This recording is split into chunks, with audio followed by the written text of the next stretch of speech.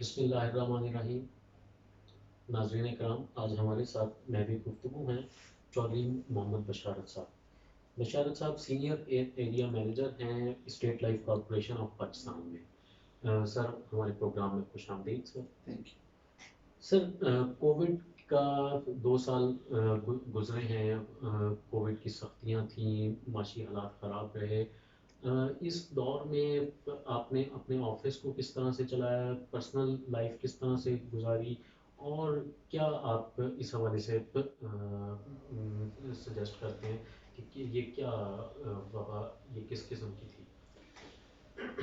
جی اس وبا کے حوالے سے تو ہمیں مطلب زیادہ کچھ علم نہیں ہوا، لیکن نقصان کے حوالے سے یہ کہ پوری دنیا میں اس قدر میں یہ سمجھتا ہوں کہ آج چونکہ ہمارا جو بڑا بزنس مین تھا، سب سے بڑا نقصان اس کو ہوا ہے.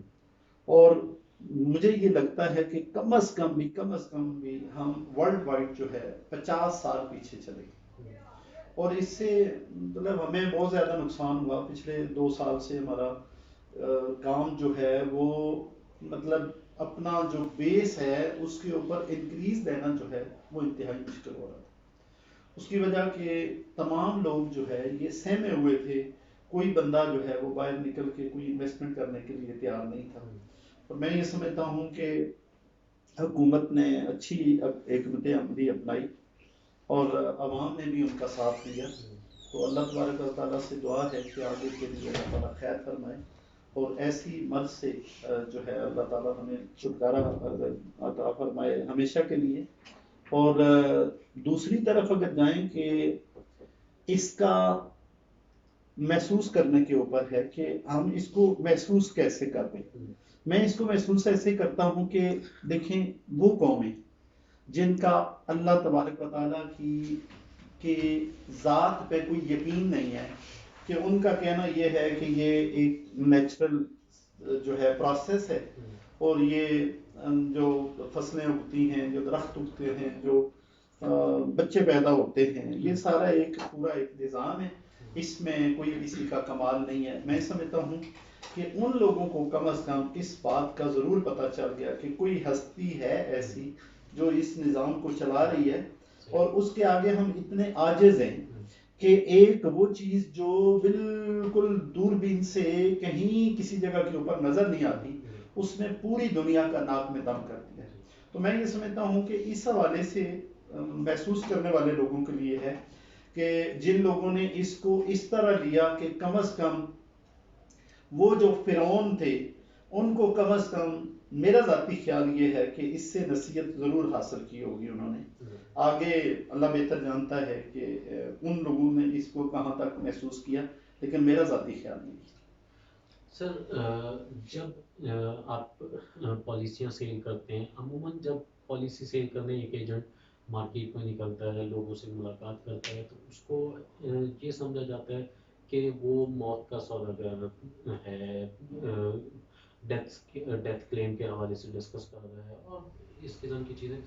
تو جبکہ آپ کا جتنے بھی نیریٹیوز ہیں، آپ کا پرسنل جو آپ کی تقریریں ہوتی ہیں، جو آپ کے میسیجز ہوتے ہیں، ان میں آپ اس کو بڑا سوشل سروس کے طور پہ لیتے ہیں. تو یہ کیا وجہ ہے؟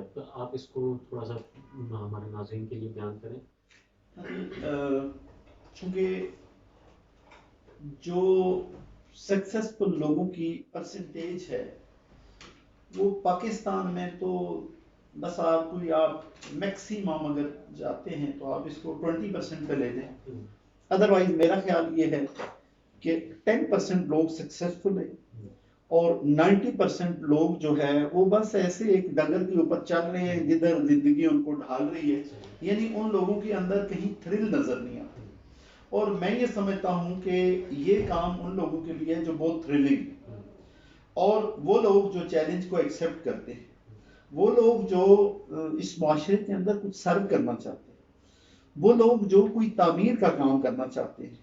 اور میری نظر میں بات آپ کی ٹھیک ہے کہ ہمارا بندہ بھی جا کے اگر موت کی بات کرتا ہے، لیکن میں ایک بات کہتا ہوں کہ سب سے پہلے ہے زندگی. جس طرح ہمارا ایک پلان ہے، ایجوکیشن پلان ہے کہ جس میں جسٹ اگر 5000 ایک خاتون خانہ اپنے گھریلو ایکسپینڈیچرز میں سے سیو کرے اور 12 لاکھ روپیہ وہ سیو کرے گی 20 سالوں میں، تو 20 سال کمپلیٹ ہونے پہ ٹوٹل 12 لاکھ روپے کی انویسٹمنٹ کے اوپر اسٹیٹ لائف اس کو اتنے پیسے کم از کم دے دے گی کہ وہ بیٹے کے مقصد کے لیے کی ہے یا بیٹی کے مقصد کے لیے کی ہے پالیسی، تو وہ MBBS کر سکتا ہے، وچ از ویری امپورٹنٹ. چونکہ ہمارا کوئی زیادہ ہائی پروفائل لوگ ہوں یا لو پروفائل لوگ ہوں، تو ہر ایک کی یہ خواہش ہوتی ہے میرا بیٹا ڈاکٹر بنے، انجینئر بنے، پائلٹ بنے. تو یہ خواہش جو ہوتی ہے، اور ہم بھی بچوں کو کہہ رہے ہوتے ہیں، ہم ڈاکٹر بھی بنا رہے ہوتے ہیں، پائلٹ بھی بنا رہے ہوتے ہیں، لیکن اس کے اوپر کوئی پریکٹیکل ہم سٹیپ نہیں دیتے. اور میں یہ سمجھتا ہوں کہ ان معصوم بچوں کے ساتھ جو ہم گفتگو کر رہے ہوتے ہیں، اگر اس کی کوئی عملی جامہ پہنانا ہے تو جسٹ ایک 12 لاکھ روپے کی انویسٹمنٹ جو ہے وہ اگر ایک بیٹے یا بیٹی کے لیے کی جائے تو وہ ڈاکٹر بن سکتا ہے، اور جس خاندان کا بیٹا یا بیٹی ڈاکٹر بنتا ہے وہ خاندان اپ گریڈ ہو جاتا ہے. اور میں یہ سمجھتا ہوں کہ اسٹیٹ لائف کا ہر کس جو ہے وہ کوئی، چونکہ یہ قومی ادارہ ہے، یہ کسی سیٹ کی کمپنی نہیں ہے جیسے باقی کمپنیز ہیں، یہ ایک قومی ادارہ ہے. اور قومی ادارے میں اور پرائیویٹ کمپنیز میں فرق یہ ہے کہ جتنا پیسہ یہ جنریٹ ہوتا ہے بلڈنگ سے، انویسٹمنٹ سے، اس کا 97.5% جو ہے پالیسی ہولڈرز پہ چلا جاتا ہے، اور 2.5% چونکہ ہم گورنمنٹ کے اندر کام کر رہے ہیں تو 2.5% جو ہے وہ گورنمنٹ کو چلا جاتا ہے. اس کا جو ہے یہ چیز لوگوں میں یہ جو ہے ابھی تک اس کو ڈفرینشیٹ نہیں کر سکے. وہ سمجھتے ہیں یہ ساری انشورنس کمپنی ایک ہی جیسی ہے. ویئر ایز پاکستان میں صرف اسٹیٹ لائف ہے جو گورنمنٹ آن جو ہے وہ ادارہ ہے، اور ہمارا جو بانڈ جاری ہوتا ہے اس کو وفاقی دارالحکومت کی گارنٹی سے جاری ہوتا ہے. یعنی وہ جو 1500 کے نوٹ کے اوپر جو برڈنگ ہوتی ہے وہی برڈنگ ہمارے بانڈ کے اوپر ہوتی ہے. سر آپ موٹیویشنل اسپیکر بھی ہیں، ماں باپ کے حوالے سے آپ اپنی تقاریر میں بڑا جو آپ کی ٹیم کے حوالے سے آپ جو تقاریر کرتے ہیں کہ ماں باپ کی عزت، ماں باپ کے احترام کے حوالے سے آپ بہت فوکس کرتے ہیں، تو اس کی کیا وجہ ہے اور اس کی کیا ضرورت ہے؟ آپ نے لفظ استعمال کیا کہ ایک موٹیویشنل اسپیکر ہوں، ایسی ہرگز کوئی بات نہیں ہے.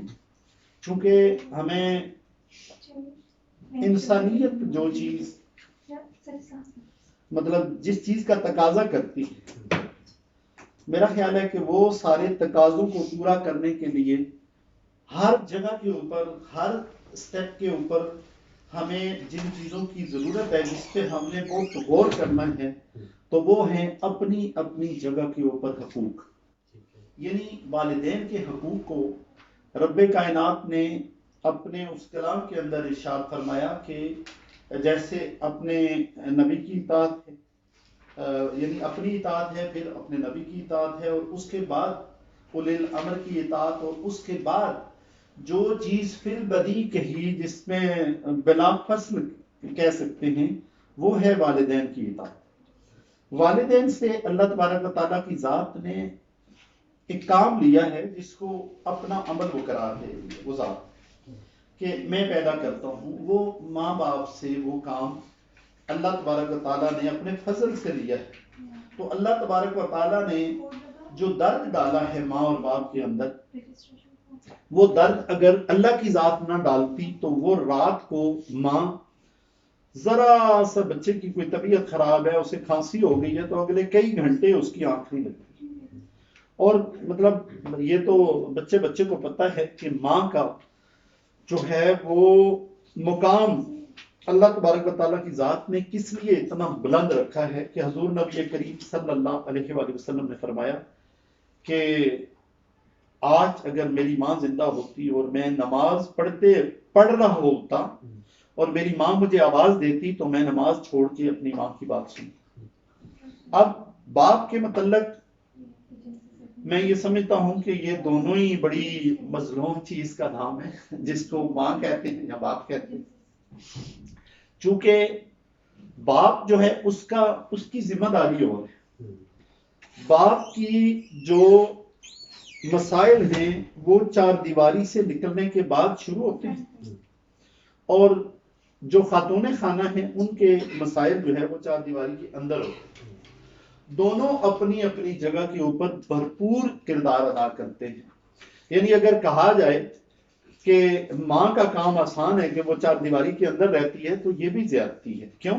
وہ چار دیواری کے اندر رہ کر اتنی زیادہ جابز ہیں اس نے گھر کو صاف ستھرا رکھنا ہے، اس نے کھانا بنانا ہے، اس نے بچوں کے کپڑے دھونے ہیں، بچوں کے گندے جسم کو دھونا ہے، ہسبینڈ کو تیار کرنا ہے، اس کے جوتے پالش کرنے ہیں، بچوں کو سکول بھیجنا ہے. اور یہ سارے کام اگر 10 آیا رکھ لی جائیں تو یہ سیٹسفیکشن جو ہے ایک بندے کو نہیں ملتی ان 10 آیا سے جو سیٹسفیکشن بیوی کے گھر میں موجودگی سے ملتی ہے. اور اس کے بعد ایک کام وہ کرتی ہے کہ یہ سارے کام آیا والے کرنے کے بعد باہر جو ہے وہ ریڑی والا آتا ہے، آواز لگاتا ہے جب سبزی کا، تو وہاں جا کے کھڑی ہو کے اپنے خامد کی بچتیں کر رہی ہے. یعنی مطلب ہمارے معاشرے میں یہ میں اکثر میں پڑھے لکھے لوگوں کی بات نہیں کرتا، لیکن جو پسماندہ علاقہ جات ہیں وہاں پہ میں نے دیکھا ہے کہ عورت کے ساتھ بہت برا سلوک کیا جائے. یعنی 2 کام میں نے نہیں گنوائے، وہ 2 کام ایڈیشنل ہے اس کے. ایک تو اسے کوئی فیسلٹیز نہیں ہوتی، اس نے کپڑے دھونے تو ہاتھ پہ دھونے، ہاتھ کے ساتھ دھونے، اور کسی اس کے اوپر جو ہے وہ کسی نالے کسی کے اوپر جا کے دھونے ہوتے ہیں. دوسرا وہ پانی باہر سے لے کے آتی ہے. تیسرا وہ مویشیوں کے لیے پٹھے لے کے آتی ہے، چارہ لے کے آتی ہے. تو میں سمجھتا ہوں، میں نے دیکھا ہے کہ کئی دفعہ وہ گدھا گاڑی کے اوپر عورتیں جو ہے وہ لکڑیاں کاٹ کر وہ رکھتی ہیں جلانے کے لیے. یعنی اس قدر. اور پھر اس کے بعد جو چیز میں نے فیل کی کہ جو بڑا ظلم کے زمرے میں آتا ہے وہ یہ ہے کہ عورت کی سے جو مرد قربانی مانگے، اور عورت کو جو مرد یہ کہے کہ تم نے میرے لیے کیا کیا. میں یہ سمجھتا ہوں کہ اس سے بڑا احمق انسان کوئی نہیں. اس کی وجہ کہ جب کسی گھر سے بیٹی نکلتی ہے، چاہے وہ ایک جھگی میں رہتا ہو، اس کا باپ، اس کی ماں ایک جھگی میں رہتی، وہ اس گھر میں کوئین ہوتی ہے اپنے باپ، اور وہ کوئین کا جو ہے وہ عہدہ چھوڑ کر وہ آ جاتی ہے ایک مرد کے غلامی میں آ جاتی. میرا خیال ہے اس سے بڑی قربانی اور کوئی نہیں ہو سکتی. یعنی بیٹی نے وہ کوئین کا عہدہ چھوڑا اور وہ چلی گئی ایک شخص کی غلامی میں، اور اس کے بعد اس کے خاندان کی بھی غلامی کرتی. اور اس سے بدترین ہمارے معاشرے کے اندر جس کو لعنت کہہ سکتے ہیں وہ یہ ہے کہ وہ اپنے سونے کے بستر بھی اور اپنے کھانے کے برتن بھی لے کے جاتی ہے. whereas اسلام کے اندر اس جہیز کا کوئی نام و نشان نہیں ہے. اگر ہم جو ہے وہ جن کے فالوور ہیں، جن کے لیے پوری کائنات خلق ہوئی ہے، یعنی عظیم بیٹی جس کا واحد پوری دنیا کے اندر ایک ہی جو رشتہ طے ہوا، جو اللہ تبارک و تعالیٰ نے طے کیا، وہ ہے بی بی فاطمہ الزہرا سلام اللہ علیہ. اور آپ کا گھر سے رخصتی جو ہے یہ ہمیں بتاتی ہے کہ یہ ذمہ داری مرد کے اوپر ہے. یعنی حضور نبی کریم صلی اللہ علیہ وآلہ وسلم نے حضرت علی علیہ السلام سے پوچھا کہ شادی کر رہے ہو اور آپ کے پاس بندوبست کیا ہے، اور آپ نے فرمایا یہ فرمایا یہ ان چیزوں کی آپ کو ضرورت ہے. سواری کی ضرورت ہے، تلوار کی ضرورت ہے، زرہ کی ضرورت نہیں ہے. کیوں نہیں ہے؟ کہ آپ نے کسی کو پیٹھ دکھانی نہیں. وہ زرہ بیچی گئی اور اس سے جو ہے وہ ساری چیزیں تیار کی گئی کہ جس سے بی بی پاک نے وہ مٹی کے برتن یا جو تھا. آج ہم مطلب ہم ایک پتہ نہیں ایسی کسی مادی دنیا میں داخل ہو چکے ہیں کہ جہاں ہمیں یہ لگتا ہے کہ بس ہم نے ہمیشہ یہاں ہی رہنا ہے. اگر صحیح جو زندگی ہے اس کو اگر اسٹڈی کیا جائے تو انسان جو ہے وہ اپنے معاملات سے بہت بیک پہ چلا گیا۔ تو پیسے کی لالچ نے ہمیں اندھا کر دیا، جس سے وہ ساری قدریں جو ہے وہ ختم ہو گئی ہیں۔ میں نے اسے بڑا کلوزلی جو ہے وہ اسٹڈی کیا ہے کہ جہاں جہاں پیسہ نظر آیا ہے وہاں وہاں عزت نظر نہیں آئی، اور جہاں جہاں عزت نظر آئی ہے وہاں وہاں پیسہ نظر نہیں آیا۔ آج ہمارا کسی سے تعلق ہے تو کسی بڑے پیسے والے کے ساتھ ہے، ہمیں اس سے کوئی غرض نہیں کہ وہ کتنا عزت دار ہے، کتنا نیک انسان ہے، انسانیت کی قدر کتنی اس کے اندر، لیکن ہماری جو ہے وہ ٹوٹلی ہمارا جو وہ پیمانہ ہوتا ہے میئر کرنے کا، وہ یہ ہوتا ہے کہ وہ گاڑی اس کے پاس کتنی بڑی ہے، کوٹھی اس کی کتنی بڑی ہے، کاروبار کتنا بڑا ہے، ہم ایسے ہی اس کی غلامی کر رہے ہوتے ہیں۔ انسانیت کی تقاضے یہ ہیں کہ ہمیں اس شخص کی عزت کرنی چاہیے کہ جو اللہ کے آگے جھکتا ہے اور دل و جان سے وہ انسانیت کی قدر کرتا ہے۔ سر جس طرح سے آپ نے ماں باپ کے ساتھ سلوک کے حوالے سے بات کی، بی بی فاطمہ کے دوارا کا ذکر کیا، سر بیگم کے ساتھ عورت کے احترام عورت کے حوالے سے بیگم کے ساتھ جو سلوک ہے وہ اس پہ بھی کچھ روشنی ڈالی ہے، بالخصوص اس وجہ سے آپ کی خود ایک سے زیادہ شادیاں ہیں، تو اس حوالے سے بھی بتائیے کہ کس طرح سے آپ انصاف کرتے ہیں اور کس طرح سے آپ احترام عورت پہ یقین رکھتے ہیں۔ جی تھینک یو۔ پہلا جو کوشچن آپ کا، میں تھوڑا سا اس کو میں نے پہلے ٹچ کیا لیکن اس کو میں کلوز نہیں کر سکا، کہ ہمارے معاشرے کے اندر بیوی کو بوجھ سمجھا جاتا ہے، یعنی ایک عجیب سی بات جس کو اللہ نے آپ کا سکون بنایا ہے ہم اسے بوجھ لیتے ہیں۔ یعنی جب ایک رشتہ دیکھا جاتا ہے تو وہ خاتون جو 18 رشتے ریجیکٹ کرنے کے بعد پھر ایک گھر پہ جا کے انگلی رکھتی ہے کہ یس یہ میں کروں۔ ہم نے ان خواتین کو دیکھا کہ جو بھنگڑے ڈال کے اپنی بہو کو لے کے ہیں، لیکن چند ہی دن کے بعد اب جہاں سے بہو گزرتی ہے وہاں ڈسٹ بن رکھتی ہے۔ یعنی ہمارے معاشرے کے اندر یہ ایک عورت کی عورت کے ساتھ جو ضد ہے، اس کو ہمارے معاشرے کے مرد کی ذمہ داری ہے کہ اس ضد کو ختم کرے۔ کیوں؟ جس گھر کے اندر عورت سکون میں نہیں ہے اس گھر کے اندر نہ کوئی برکت ہے، میں سمجھتا ہوں کہ اللہ کی رحمتیں اس سے اٹھا لی جاتی۔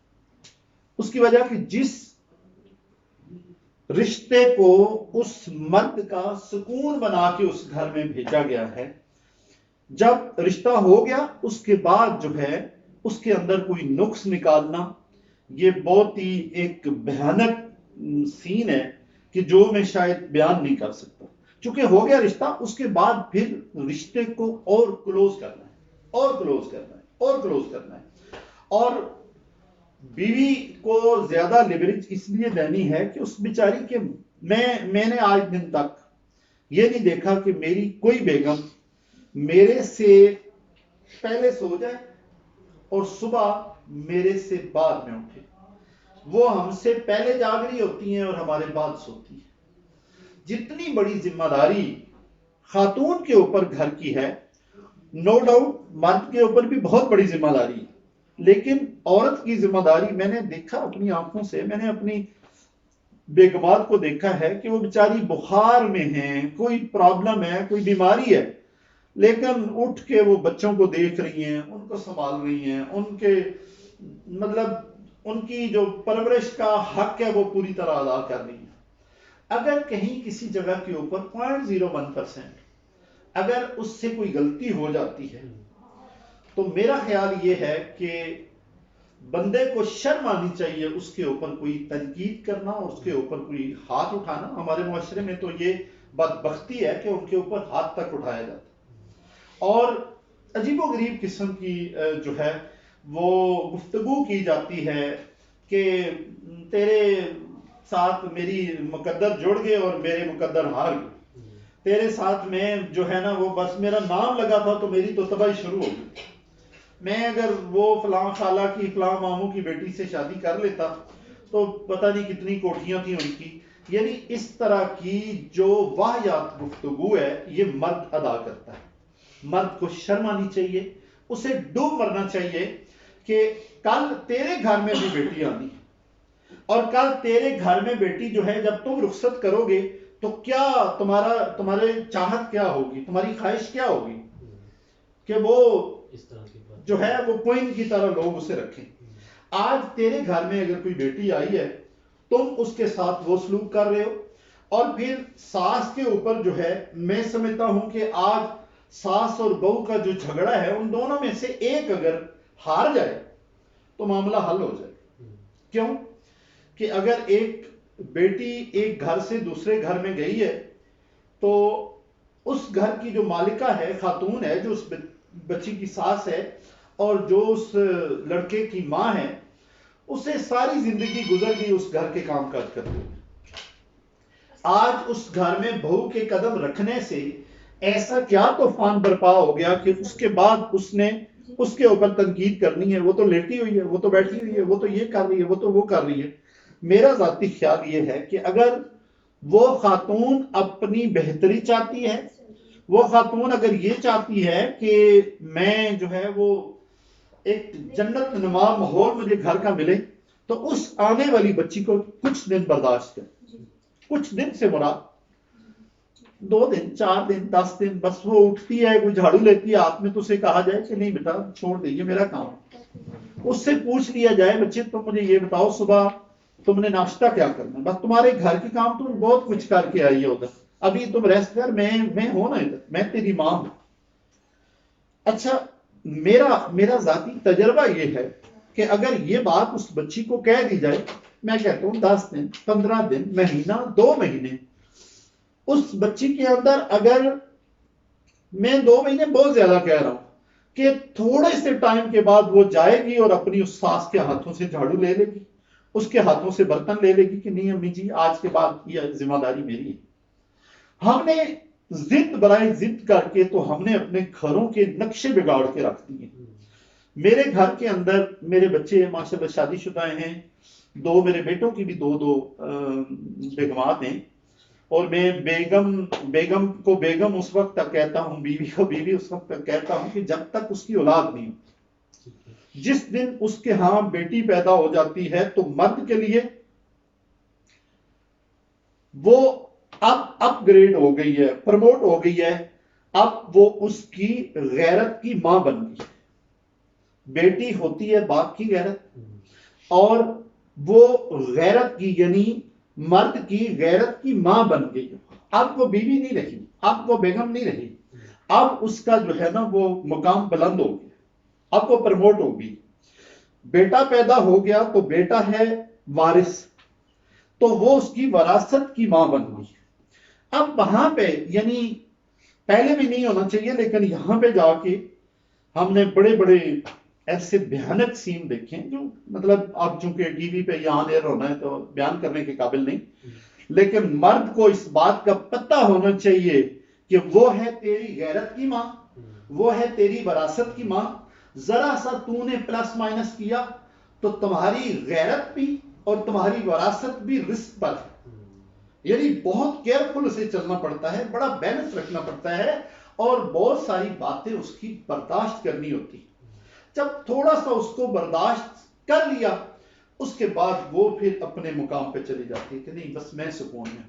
اور ایک بات ہے, جس گھر کے مرد کی جو ہے وہ بیوی کی کیئر کر رہا ہے نا, میں کہتا ہوں سارے اس کے اوپر پاؤں رکھ کے گزر جائیں اسے کوئی فرق نہیں پڑتا.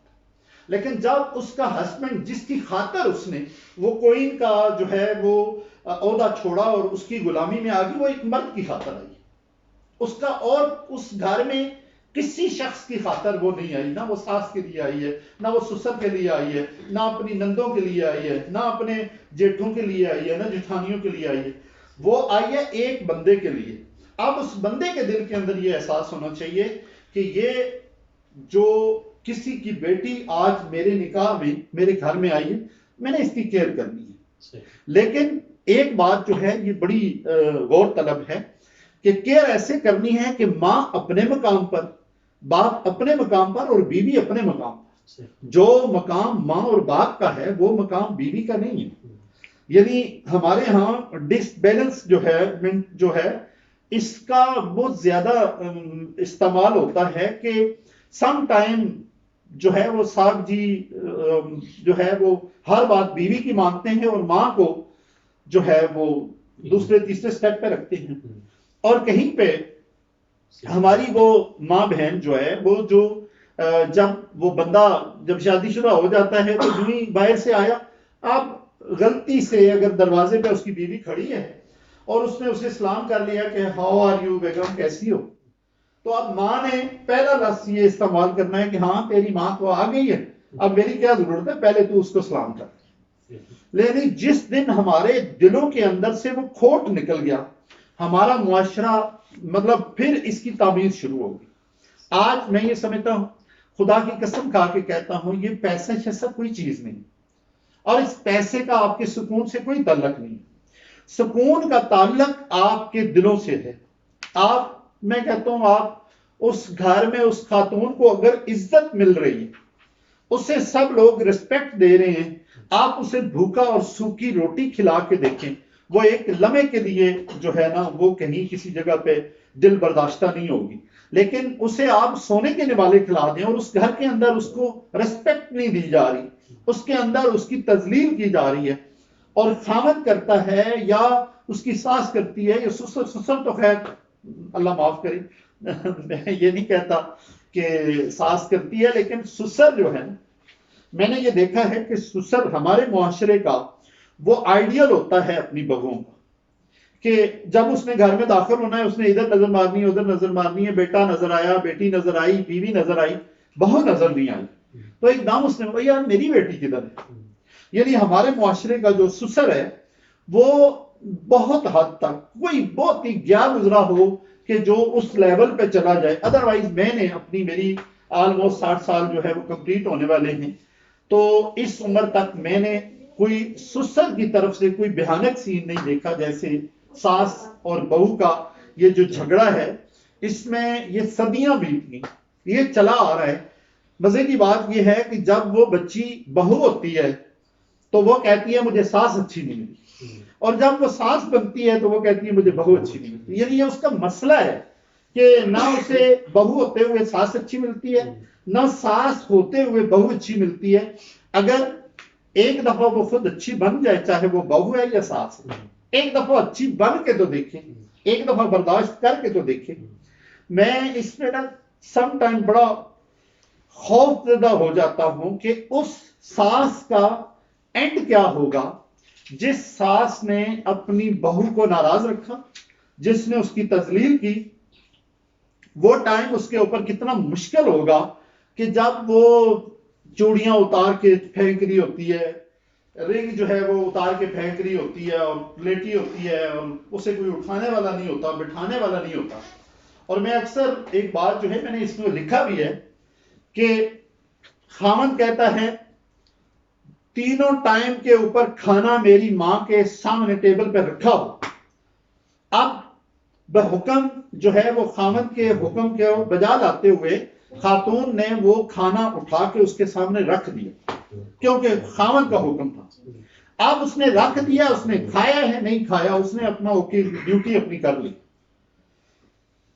اب ہونا کیا چاہیے کہ خاوند نے پوچھا کہ ہاں جی وہ امی جی نے کھانا، کہتے ہیں میں نے تو ٹائم پہ بنا کے رکھ دیا تھا، کھایا کوئی نہیں انہوں نے.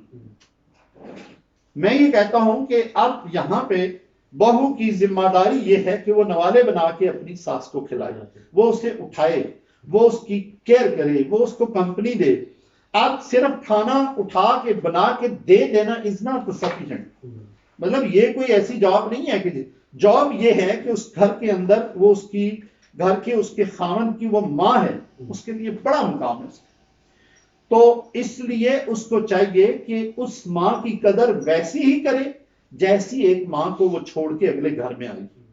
اور وہ خاتون جو ہے وہ ڈے ون سے اس کے ساتھ رویہ وہ رکھے کہ جیسے اس کی اپنی بیٹیوں سے غلطیاں ہو جاتی تھی، جیسے وہ اپنی بیٹیوں کو ہر بات کی ہر غلطی کی معافی دے دیتی تھی، اور جس طرح وہ چاہتی ہے کہ میری بیٹی اگلے گھر میں ہو ویسا ہی سلوک وہ اپنی اس بیٹی کے ساتھ کرے تو یہ مسئلہ حل ہو سکتا سر بہت شکریہ، آپ نے بہت اچھی گفتگو کی. اگر ہمارا معاشرہ اس قسم کا بن جائے، آپ کی باتوں پہ عمل شروع ہو جائے تو ہمارا معاشرہ بہت اچھا بن سکتا ہے.